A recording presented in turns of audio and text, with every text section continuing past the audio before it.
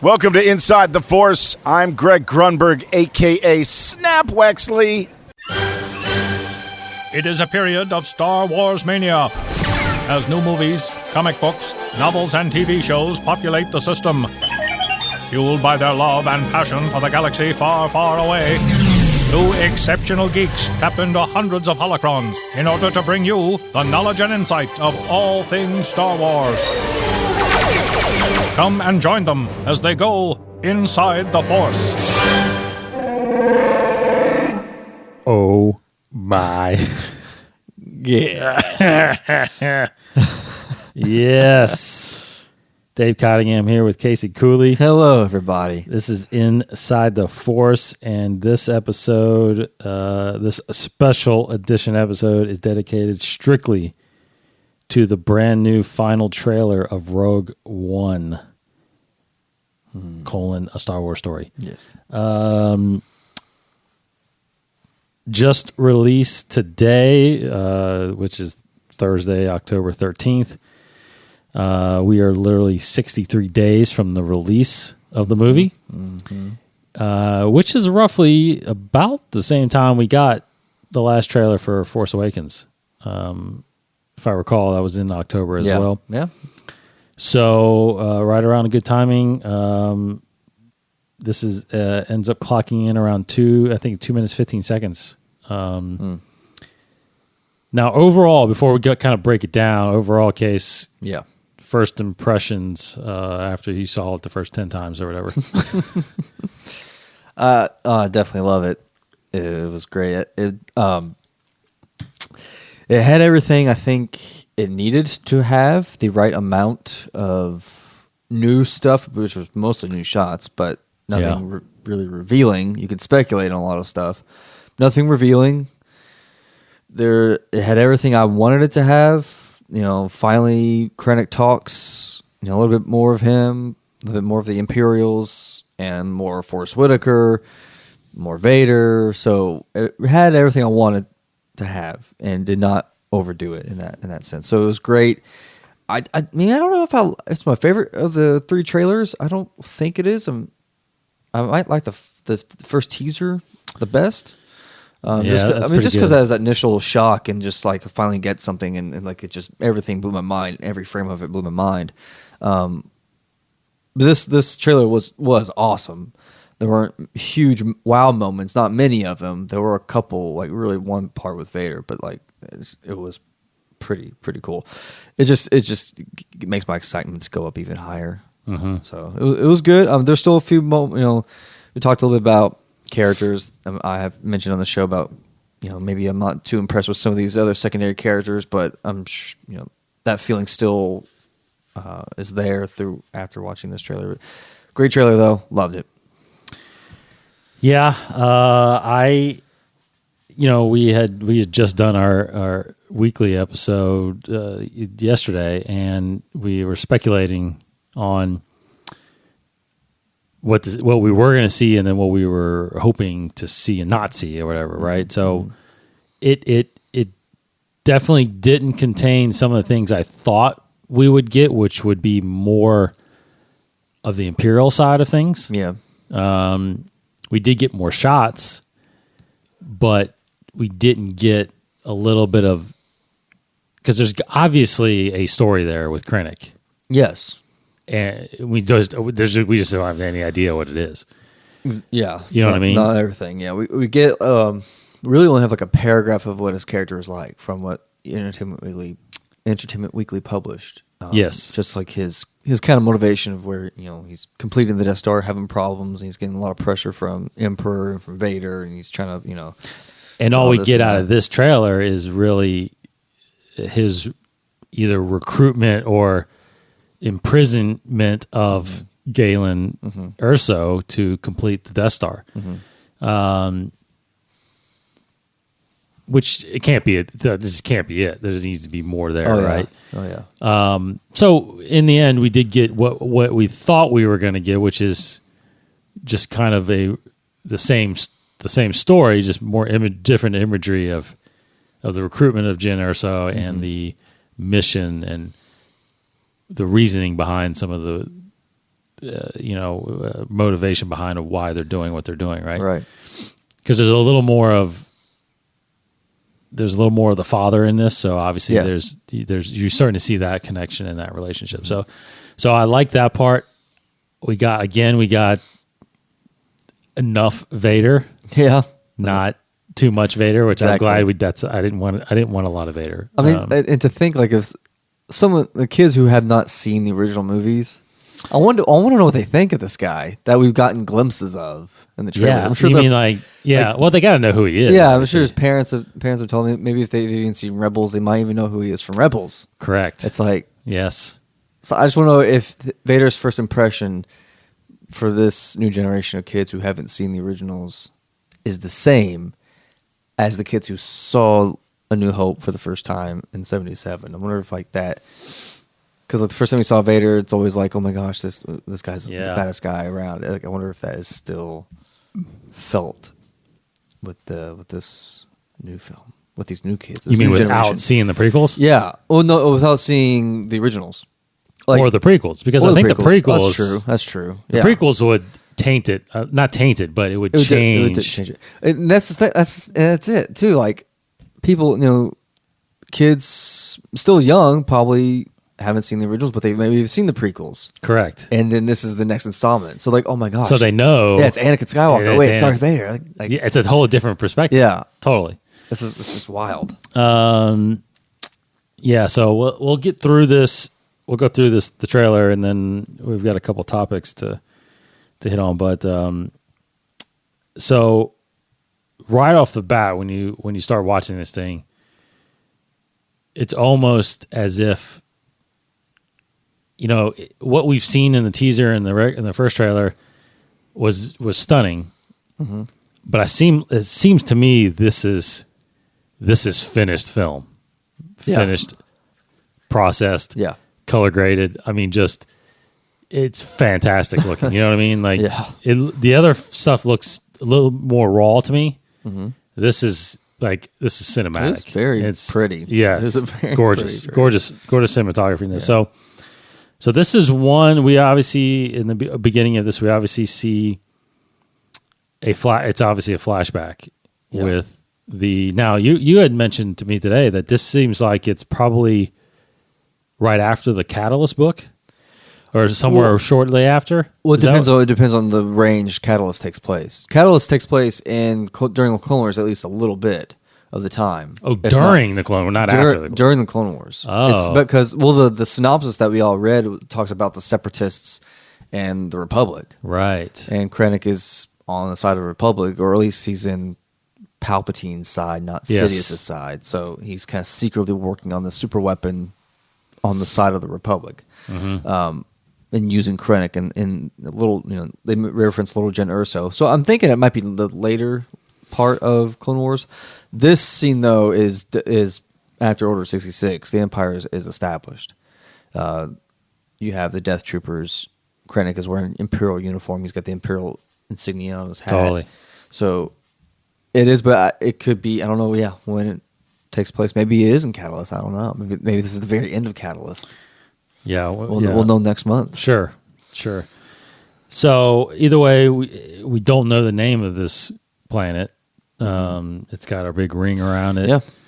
And this is obviously where Galen and Jyn Erso are living. And Lyra Erso, the mother? And the mother, correct. Probably, yeah. She might still be alive. Maybe. Yes, that's the thing, too. I don't know. I mean, she's in it at some fashion. So. Correct. But I like how, which I'm assuming this is like it's showing, is depicting it. I think it is a flashback. We're not going to see this and then jump forward, You don't think so? I don't. Just because of her reaction, like her waking up. Yeah. Like, I truly believe, I'll say this right now, I think this is the very beginning of the movie. I think... Oh, I see what you're saying.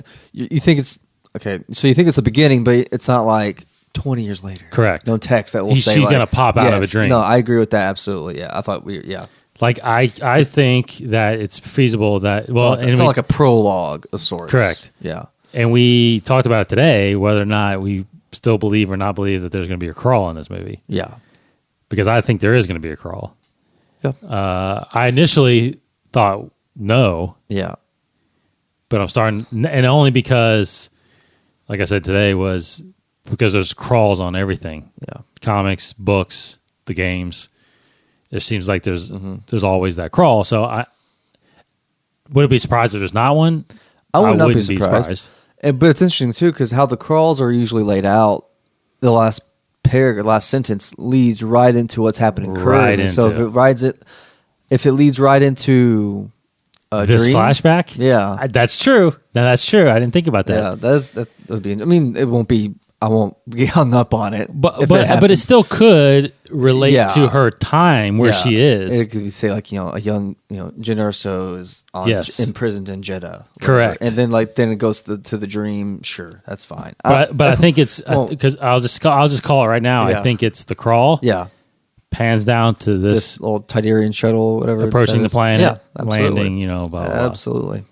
Because it seems pretty short. It seems like a short Yeah. little segment because he shows up. Krennic shows up. This is that kind of that. I think this is where that image is of really shared image of that stormtrooper or that dead trooper. They're holding the stormtrooper doll. Yeah, this is kind of where. Because I guess this might be Jyn's. Yeah. Yeah. Now I just want to say. I do want to say this real quick because I'm, as I mentioned in the last episode, I'm listening to the Ahsoka book, and I'm in chapter 7 or 8 right now, and it's great because there's a part where she starts talking about what, like, she's encountering stormtroopers right now, and she's questioning whether or not they're clones or not. It's really neat because think about this. This is only a year in, so this is a year from Empire Day, right? First year of Empire Day. And she's questioning, and then, but some of the people she's with, they're saying how because where she's at right now is unoccupied, Imperial unoccupied, and then starting to get occupied. And they're talking about how all the stormtroopers have different voices. So she's claiming she's coming to the conclusion that they're not clones anymore, that they've already made the transition. So that is interesting because people questioned, I know there's always been a question out there, how long until the clones were kind of pushed out and then they just started recruiting. Well, it seems like they did it immediately. Pretty quickly. Because, at this time, think about it. I mean, the clones, they age rapidly, but they're not that old at that point. We see Rex. I mean, granted, I think it was twice the acceleration. I think it was what the age, right? So, because by the time you see Rex, he's what? It looks like he's in his 50s. Yeah, instead of in his 20s, right? But so at this point, they're still pretty young though. At that point, but it looks like they. So I was just making that point because in this again, this could be that early on because it seems like, I mean, they could still be clones, maybe. No. This could be shortly after episode 3. Yeah, I think so. You know what I mean? Like it's not 4 or 5 years later that we have to wait until the transition of all this Imperial stuff. Because if you think about it, episode 3 ends and we're seeing the Empire. It's quick. Yeah. It's pretty quick transition, right? I mean, but that is always a question too of which that's part of what I want to get into. Because at the end of episode 3, we're seeing the outline structure of the Death Star has already been done. Yeah. Right. So, but that's I would do want to hit on that here in a second. But anyway, so anyways, yeah, she snaps out of the thought or the dream, and she's in the prison on Jeddah. So I don't know anything. I thought again. See what I'm loving about it, which I'll tell you right now because Gareth Edwards did Godzilla, right? Yeah. I was actually the story was maybe okay, but visually that movie was fantastic. I liked it. I liked the movie. And little things like this, like that shot where she snaps out of it, and it cuts that wide shot of her looking out the cell.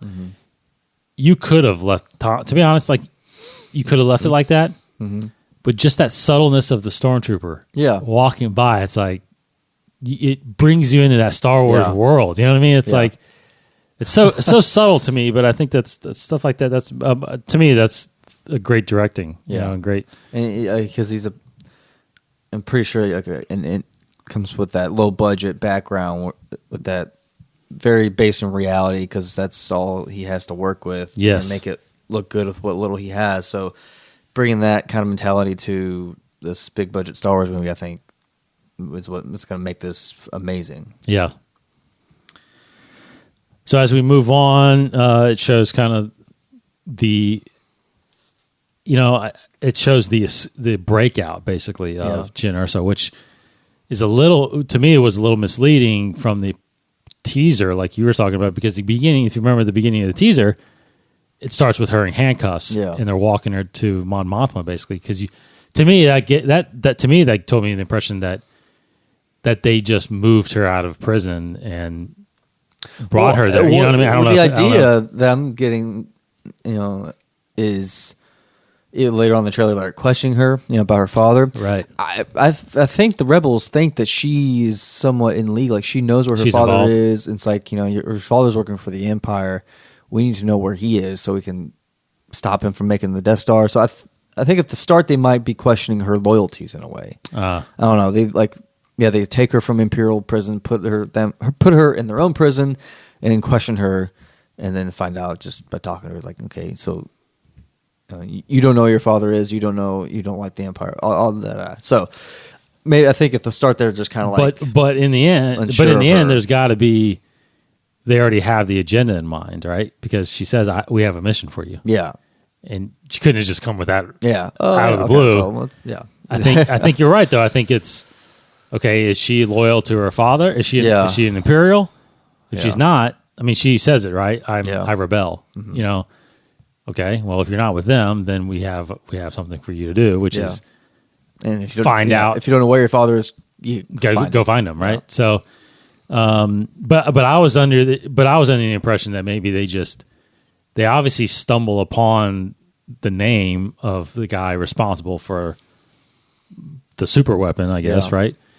And then I guess somehow they find out that she is in prison. Oh, well, let's get her because she might have information on her father. But obviously they got she probably has a rap sheet, that she. Yeah. And they know of her father. I mean, I'm sure they've known. Yep. So they know just the history. That's why they went after her, because they knew. Now, I didn't see this as you move on. I did not see this at first, which is the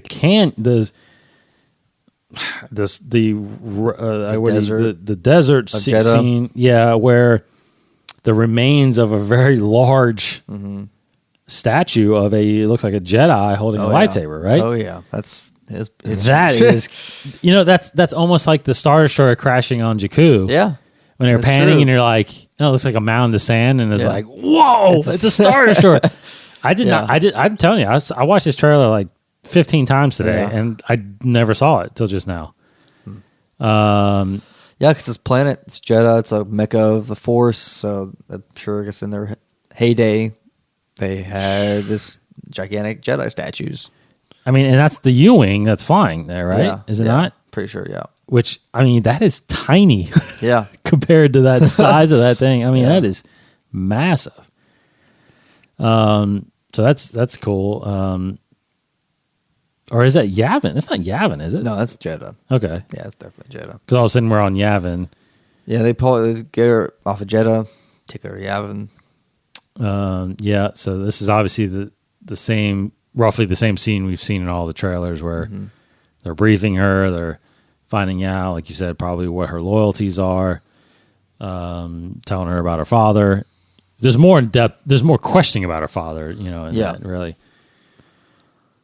There's some cut-ins here of Galen, showing up on what planet is that? You said it's this blue one here. It could be Edu. That's that's Edu. I think so. I'm pretty sure that's right. So it looks like they might be close on their tail of figuring out where Galen Erso is and Krennic is, and Like they're pretty close behind. And that's what I see. That's to me that it seems like is that all these, Scarif obviously is the main battle, but there's a lot of little battles that are going on. Yeah. I think because like you're right. I think they get this band of rebels together, and they're on the trail. Almost it seems like they're like just okay. They're at Edo. Let's go to Edo. Oh, they just left Edo. Okay, let's go to wherever else they go to. yes. So that's what it seems like to me. Yeah. Unless part of the movie is, see, at first I kind of thought, well, part of the movie is them going around recruiting, but it doesn't seem like that's the case because it seems like they're all probably on Jeddah. that. Yeah, I agree. Yeah. I agree. So, talk about incredible shots. This shot of the Death Star like in the horizon. Yeah, I mean, jeez, They're really having fun with that. They are. So you kind of get a glimpse of everybody, and again on the rebels, on the U-wing, and then of course the origin of the call sign. It's a good call. I don't know. Rogue. Now I thought about that too. I guess we don't get Rogue Squadron until after A New Hope, right? Because A New Hope, they're red and gold, right? When they're attacking the Death Star, is it Gold Squadron? I think several. I think it's gold, green, and red. I think Yeah. are those squads that attack the Death Star. So when you get to Hoth on episode 5 is when they're talking about rogues. they get it from these guys. I guess. Wedge is around. He's like, hey, let's name it after Now these guys. Wedge has defected already. Yeah, he's part of the rebellion right now, right? Yep. So okay, so Rogue One. Oh, okay, sounds good. so then the shot of Vader again. And then there's Krennic. We finally hear Krennic speaking, and he's speaking to Vader over the shoulder. He's talking pretty confidently to Vader too. Power. Now he is. What is his rank again?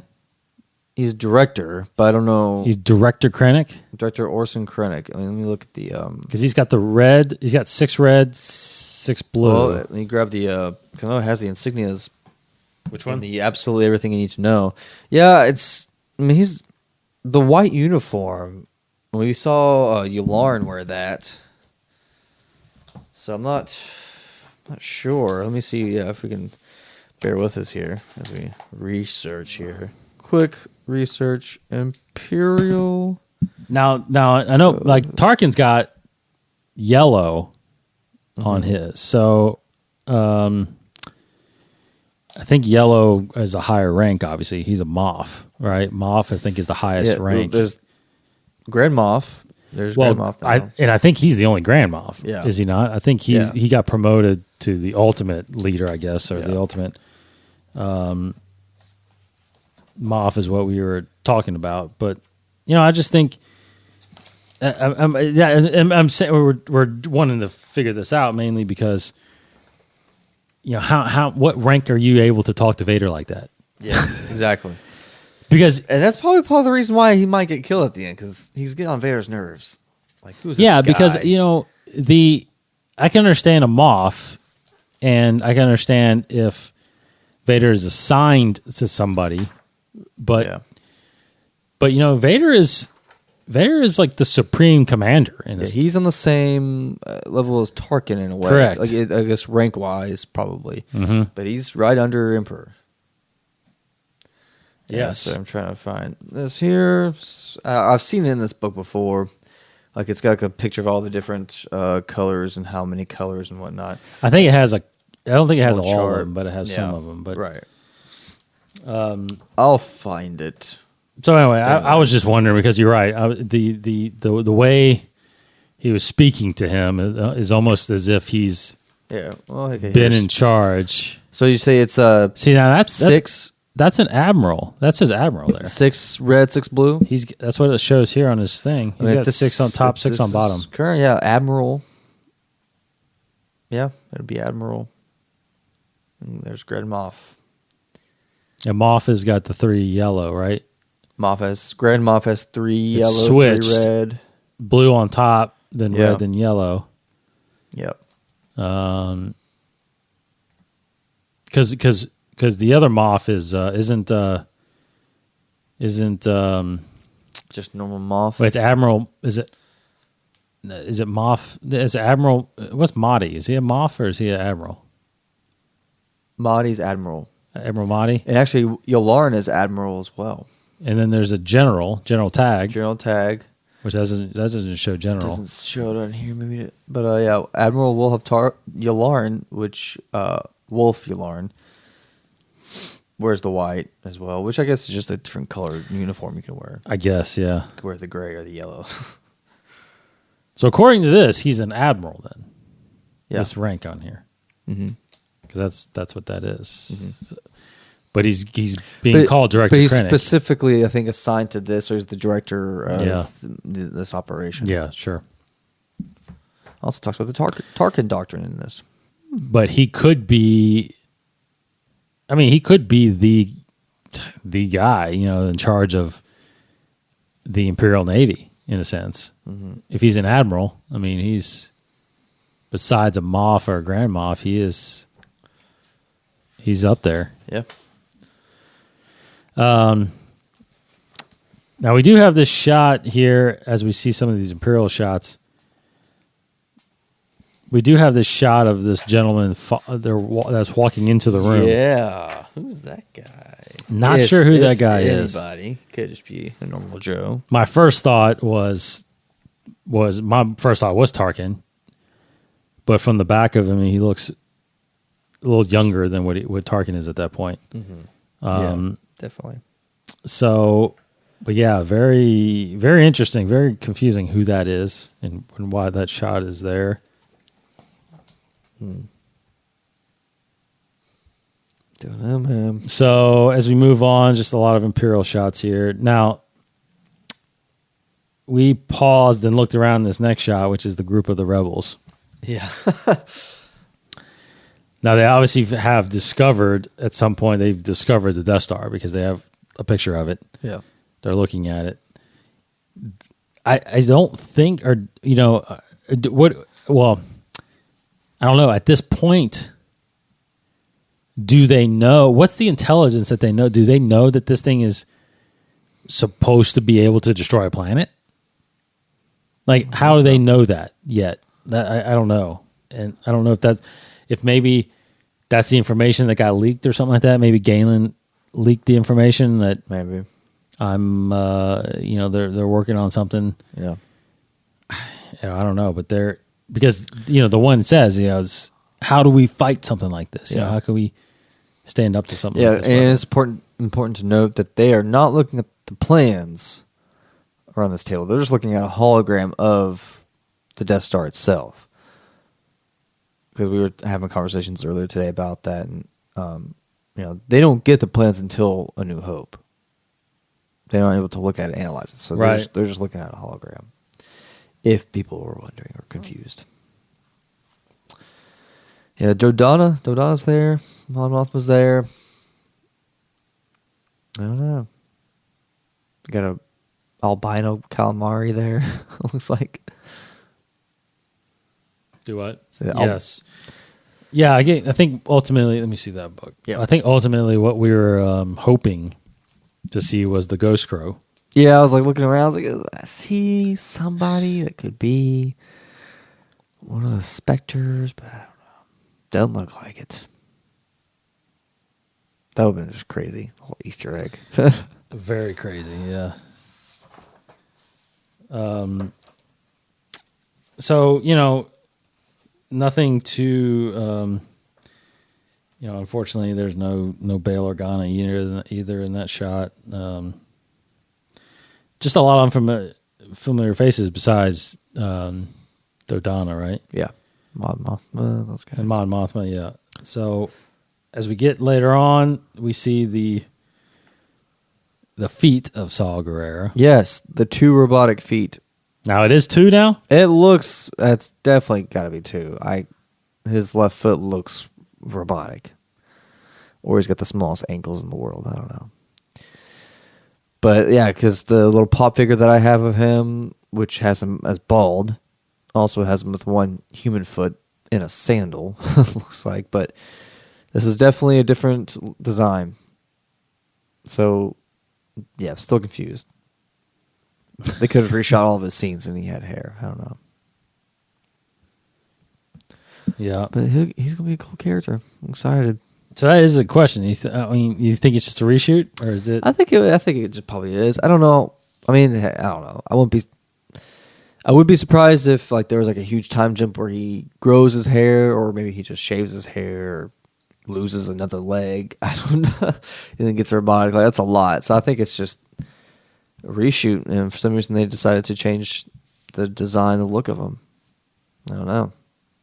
It's interesting because it's we have our first hero that's basically a part, half almost a cyborg. It's always been the villain. It's always been the dark side villain. Yes. Or that has like that cybernetic motif. But now we got a hero. Although he is kind of a gray area anti-hero, or he's not afraid to go, get his hands dirty to get the job done. But he is a rebel. Pretty cool. What you looking at over there? I'm trying to. I don't know why. I just wanted to glance at what information about the Death Star. I was trying to look at some of that too, actually. Yeah, in there. So there's some here, but I don't think it's anything. It's nothing really about the who did it, but anyway. You mentioned the Tarkin Doctrine and how that kind of started. Yeah, so it's interesting. So, obviously Jyn then starts pleading her case, and it's just some gorgeous shots on Scarif now. It's kind of, the shots go, the rebels kind of go under cover. What's the Chue? What's his name? Chimway. Fighting off those stormtroopers again. Again, it's a lot of the same images, just maybe different angles, but then of the ones we have seen. But then there's obviously some new ones. Yeah, a lot more battling on Scarif. Now you pointed out the shot of Body running into that.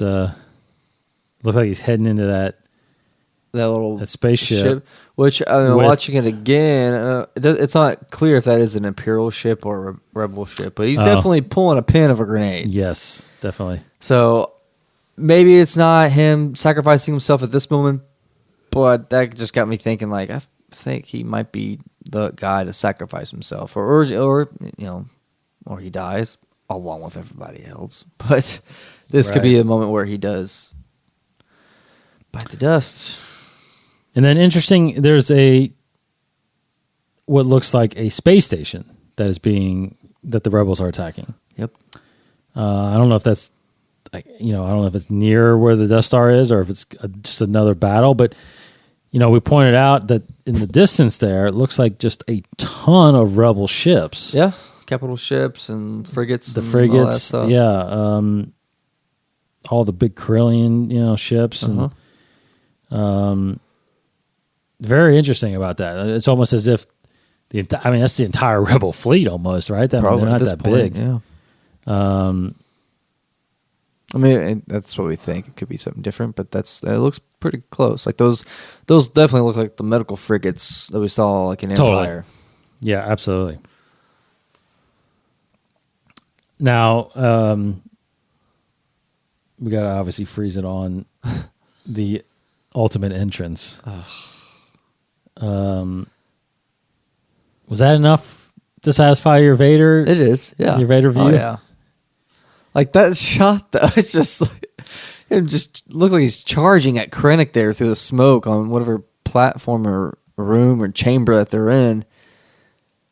Like, it's just, that doesn't look good for Krennic. It looks like that's the part where maybe he gets force choked by Vader and dies. Because that's my theory, that he just kind of fails at his job too much and Vader gets sick and tired of it and his insubordination of the way he talks to him, so he just disposes of him, takes over the mission himself and tracks down the rebels. and kills the rebels and tracks down the plans. Let's see. Then just a crazy shot of Saul just pleading. Yeah, save the rebellion, save the dream. Yeah, and that kind of brings it to the end. I will be honest. Like the last shot wasn't as like a good closing shot. You know what I mean? It's just them running from the. What is it? The ATACT.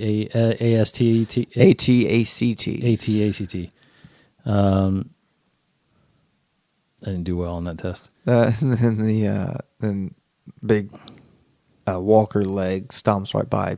Yeah, that's what I mean. That's Base Malbus. It's a good shot, but I don't know if it's the last shot. Yeah. Because when I first saw it and it went to the logo, I was thinking, okay, they're going to come back to a shot. Yeah. Well, they didn't. Yeah. So, but anyway, that's all we're getting. That's it. The final trailer. Besides, obviously, TV spots. I'm sure. Right. Probably some new Flood footage. our TVs, and all that stuff. So, I rewatched them before we recorded. My favorite is probably still the second one, which is the first full trailer. Yeah. Just because I love the music in that. It really just is awesome. Yeah. Not that it wasn't Very good well in here, but so I do want to talk about a little bit. I watched a video from Nerdist that brought up an interesting theory, and it kind of lends to the thought that I want to talk about. Was again we're floating. I mean, I know that Pablo and Leland and I know they have figured it out. They know from basically everything from episode 1 all the way through the destruction of the Death Star. Like they know how it's laid out. I'm pretty sure, right? But to us that don't, there's still those questions out there about the timeline of the Death Star. Yeah. Because the theory that let me see which way I want to go with this. The timeline again in question is really, and I think we've brought it up here before, but the when you see the Death Star plans in episode 2, because to be honest, I remember when I first saw it, I was like, oh, that's cool. But when I thought about it, I was like, man, that throws a lot of questions out there. Because because at that point, I was still leaning on the expanding universe, which was that Tarkin came up with this thing, and Tarkin is the ultimate brainchild of the Death Star, and he's the one carrying out blah blah blah. Well, that ultimately is becoming less and less true, right? Even to the point where he's probably not on this thing at this point, which we have a cool theory we'll mention there. But so here's the thing. We read this, and I want to reread it, but in the book here, everything you need to know about Star Wars. Remember I read this to you. It says, strange but true. Emperor Palpatine, this is canon. Emperor Palpatine executes the designer responsible for the first Death Star's weak spot. He then clones him and makes him design Death Star 2 without the fault. Okay. Now, as I read that, I'm realizing that the Nerdist theory is completely that actually, if that's true, that destroys their theory. Okay. That line is crazy strange. It says strange but true, but it is strange. Because who is the designer then? Yeah.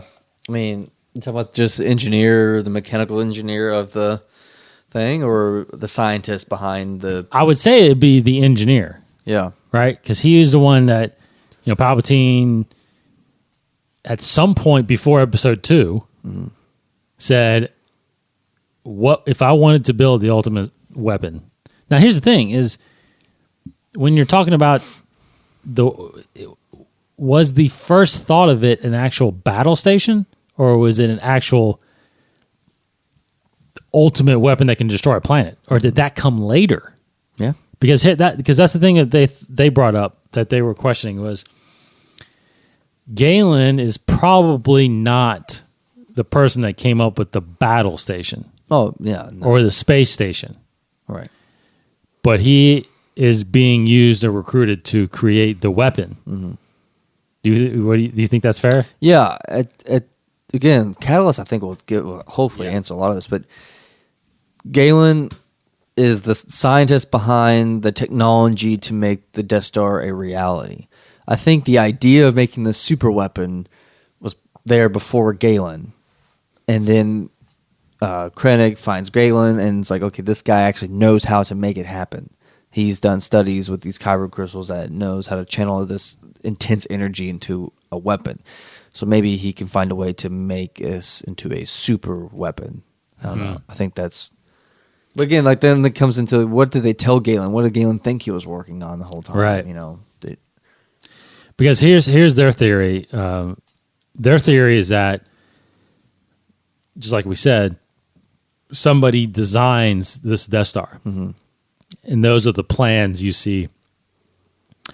Now, they were at Geonosis because the Geonosians were the ones that were going to start the construction of the Death Star.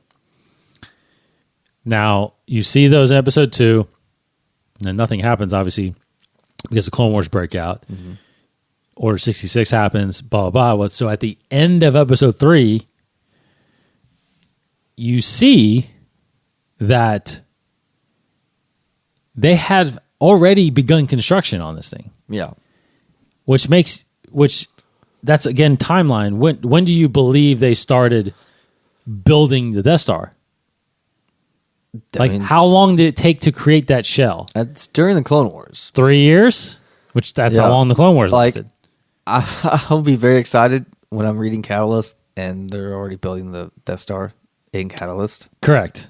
Because that would have to be the case. I mean, I think that's one of the things that has to be answered eventually. Yeah. Like, when did they actually start construction of this thing? Yeah. Because here's the thing. So the plans were on Geonosis. He took them, took them to Sidious, right? Sidious had them, and apparently then started the research of getting someone to start building this thing, right? Well, eventually, we know, because of Rebels, that they moved the construction back to Geonosis. Because I don't think, maybe I'm wrong, are they hovering above Geonosis when they see it at the end of Episode 3? I think that is possible. It's possible. Actually, no, it can't be possible. Why is that? Well, no, you're right. It could be. I'm trying to watch it. Yeah, right okay. But I mean, you can't see anything. But the only reason I say that is because if you remember during Clone Wars, don't they go back to Geonosis? They go back to Geonosis during the Clone Wars because that's when Ahsoka goes there, and there's that story arc with Luminari and Barriss Offrey, and they get trapped in the catacombs underneath. Yeah. So there's still battles that go on in Geonosis during the Clone Wars. That's why I don't think they're building the Death Star, because they would obviously see something. Yeah. Right. So that's what makes me think that it's somewhere else. And maybe at some stage they need the Geonosians, so they bring it back to Geonosing. Something happens because something wipes out the entire civilization. Yeah. So then they move it to Scarif. Yeah, sounds right. That's that. So timeline wise, now Nerdist's theory is that Galen gets taken. Now I say their theory, but we kind of thought this too, or I think Galen gets taken to finish the ultimate weapon part of this battle station, and he sees the destruction it can cause. So they're saying he's the one that possibly puts the flaw in, which is the exhaust port that that someone could shoot a proton per torpedo down and destroy the Death Star. But if that's true, So he can't be the engineer that was executed. So they're saying that he's the engineer then, that originally, because it says that Palpatine executes the designer responsible for the designer.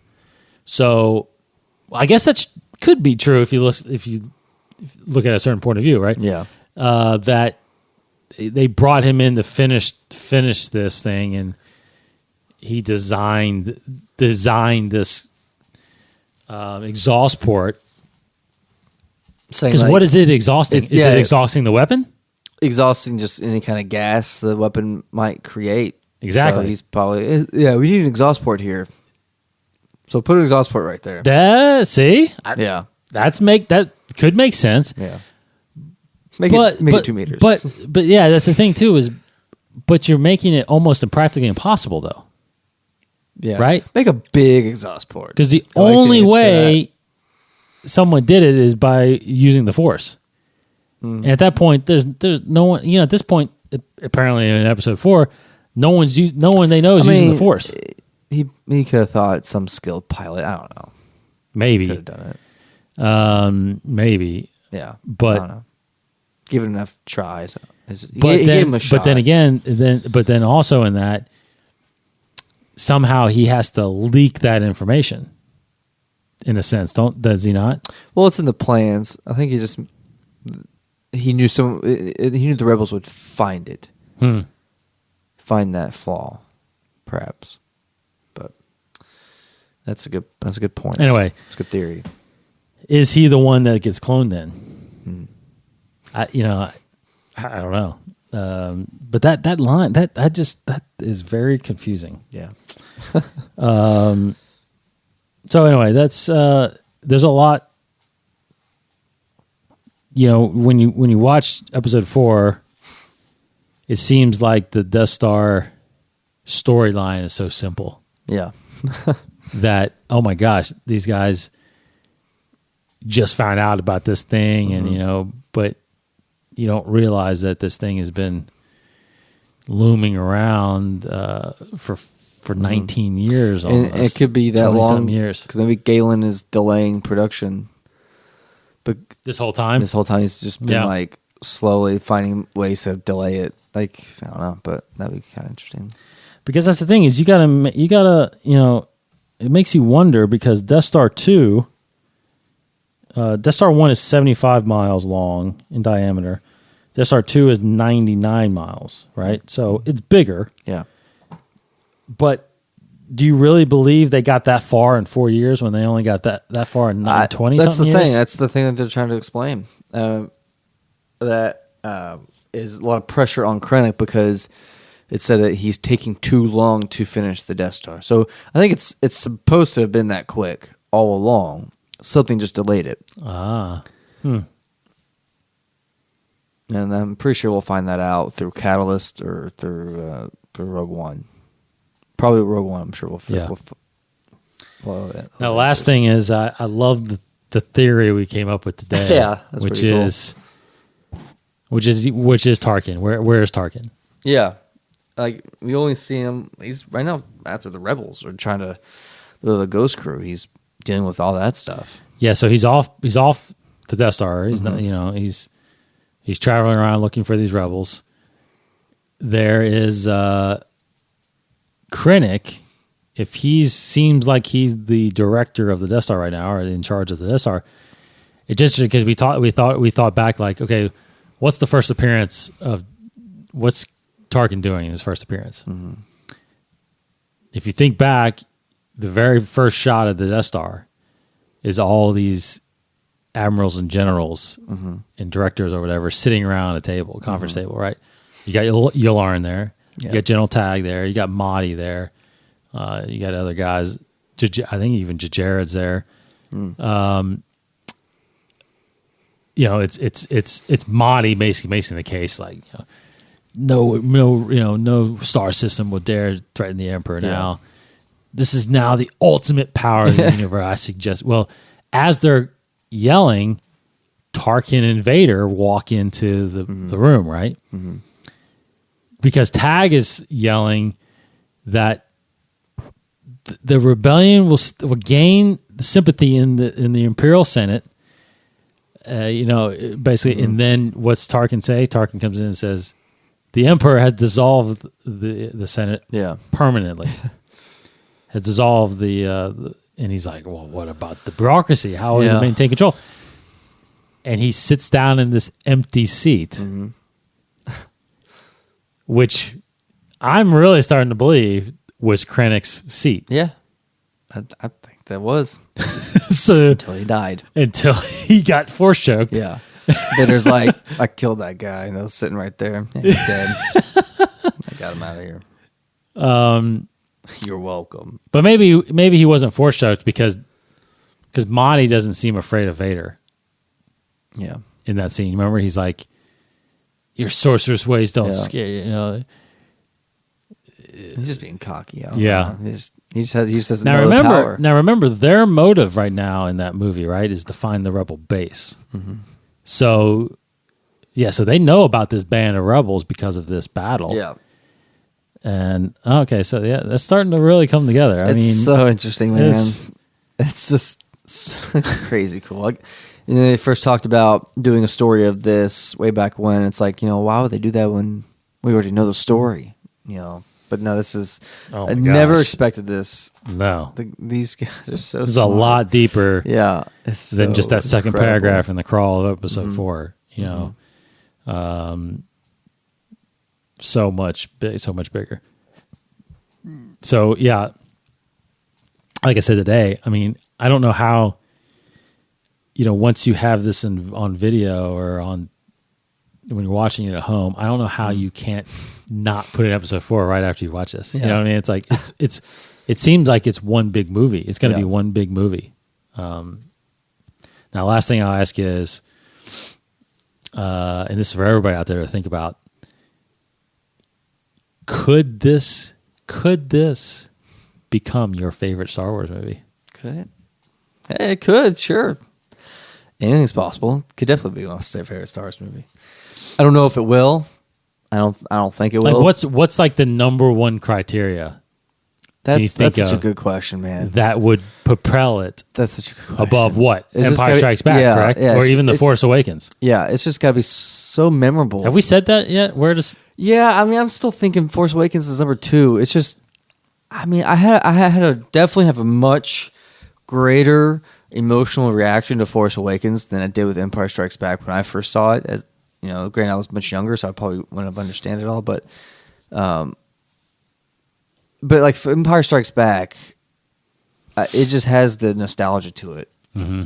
But it's also very visually well told, narratively well told, and the acting is actually pretty good. And Han Solo is, of course, amazing because he's got his awesome parts in it. Mm-hmm. It's mature, darker, deeper. It deals with a lot more morality kind of questions.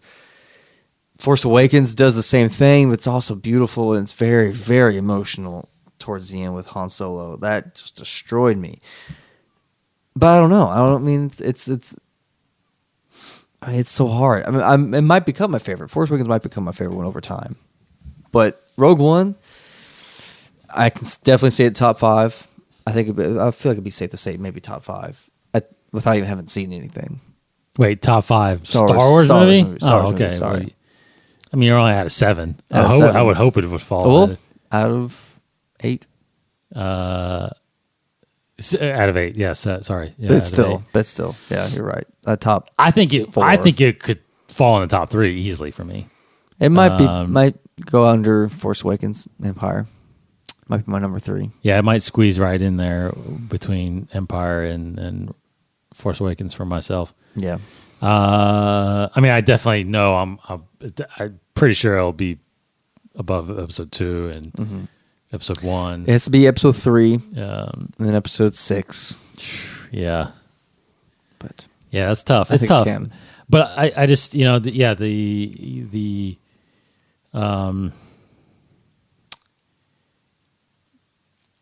criteria, I know the number one criteria for me is just, there's those moments. There's those moments that